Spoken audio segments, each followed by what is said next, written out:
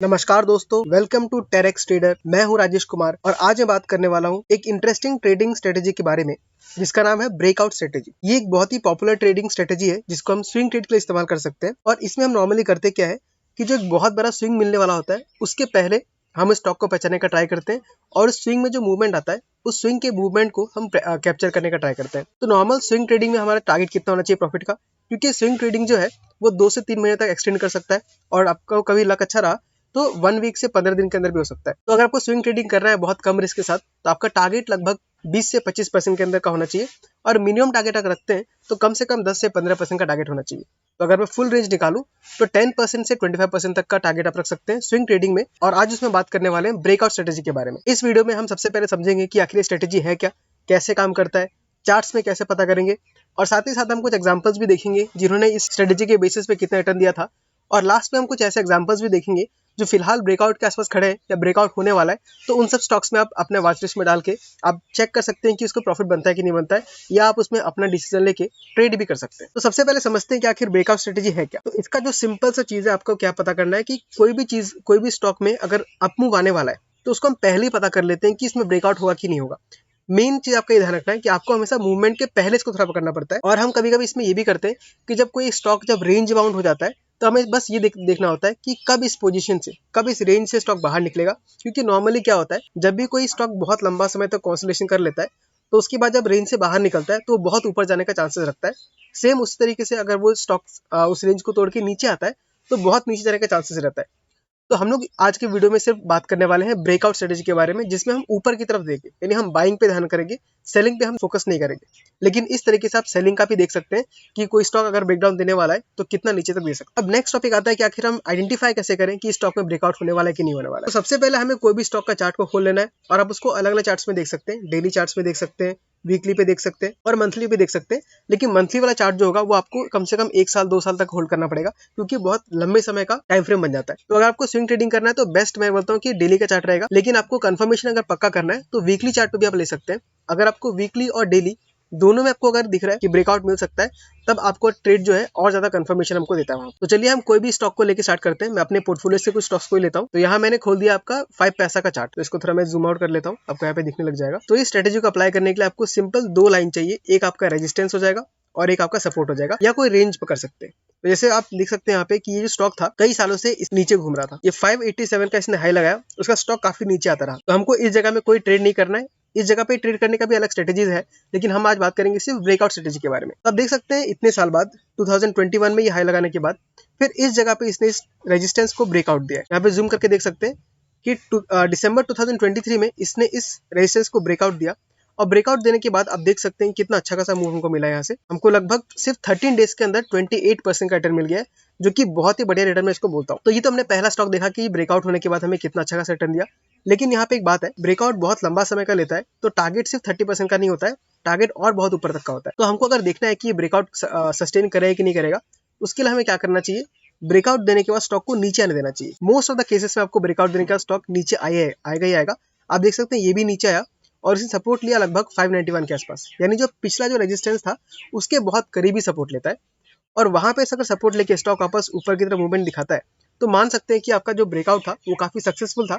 और इस जगह पे अगर आप फिर से ट्रेड लेते हैं आपको काफी अच्छा खासा प्रॉफिट हो सकता है। तो ये हमने देखा पहला एग्जांपल जो कि 5 पैसा का है। इसमें मैं ऑलरेडी इन्वेस्टेड हूँ और मैं इसमें 2 चीज के लिए इन्वेस्टेड हूँ, क्योंकि इंडिया में जिस तरीके से स्टॉक मार्केट में लोगों का इंटरेस्ट बढ़ रहा है इसमें बहुत अच्छा खासा मूव आ सकता है। तो मैंने इसको लगभग बाय किया था 300 के आसपास के लेवल में बाय किया था। तो वो स्ट्रेटेजी अलग था, लेकिन आज हम बात करने वाले सिर्फ ब्रेकआउट स्ट्रेटेजी के बारे में। जब स्टॉक ने ब्रेकआउट दे दिया तो मैंने वहां पे फिर से एंट्री किया और थोड़ा एवरेजिंग किया, क्योंकि मेरा एवरेजिंग तो हाई हो गया लेकिन मुझे पता है कि स्टॉक ने ब्रेकआउट दे दिया है तो इस जगह पे मैं और भी कॉन्फिडेंट होकर बाय कर सकता हूँ।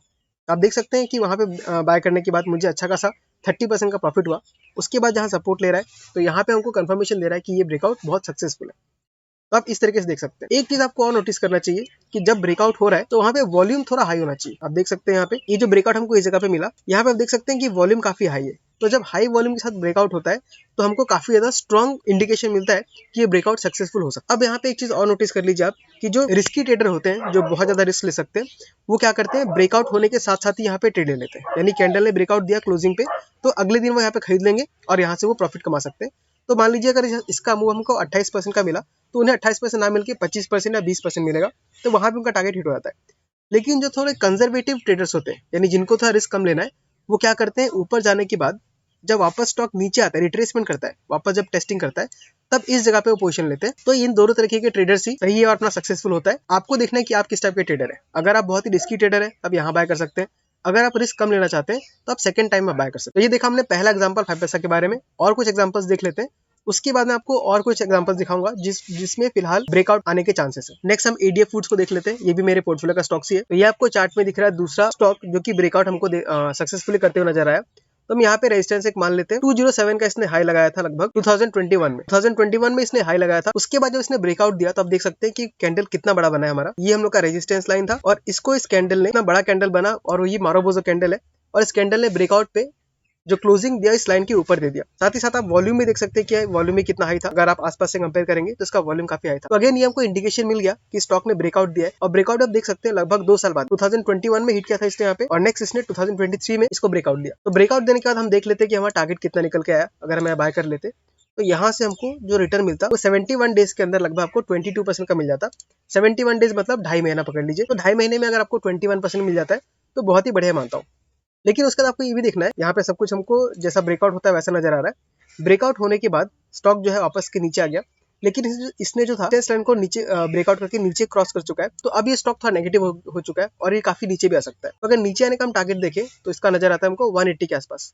तो ब्रेकआउट अगर आपको सिर्फ स्विंग ट्रेडिंग कर रहा है तो आपको जब भी आपका टारगेट हिट हो जाए 20 से 25% का, आपको या तो सिर्फ प्रॉफिट बुक कर लेना है या पूरा का पूरा बेच के निकल जाना है। अगर आप लॉन्ग टर्म में इन्वेस्टेड है तो आपको तो इससे कोई फर्क नहीं पड़ता, बट ब्रेकआउट स्ट्रेटेजी में आपको 10 से 25% का टारगेट आराम से हिट कर सकता है। तो ये हमने देख लिया नेक्स्ट एग्जांपल जो कि एडीएफ फूड्स का है। एक और एग्जांपल देख लेते हैं स्टार पेपर का। याद रखिएगा दोस्तों, ये कोई रिकमेंडेशन नहीं है क्योंकि स्टार पेपर बहुत ही रिस्की स्टॉक है।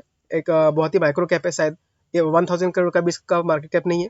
तो मैं इसमें इन्वेस्टेड हूँ, लेकिन मैंने उतना ही रिस्क लिया है जितना मैं ले सकता हूँ। तो आपको इसको बाय नहीं करना है, सिर्फ एग्जांपल के लिए मैं स्ट्रेटेजी सिखाने के लिए इन सब का एग्जांपल ले रहा हूँ। ओके, इसको भी अगर हम देखेंगे तो आप मोटा मोटा इस जगह पे एक रेजिस्टेंस मान के चल सकते हैं।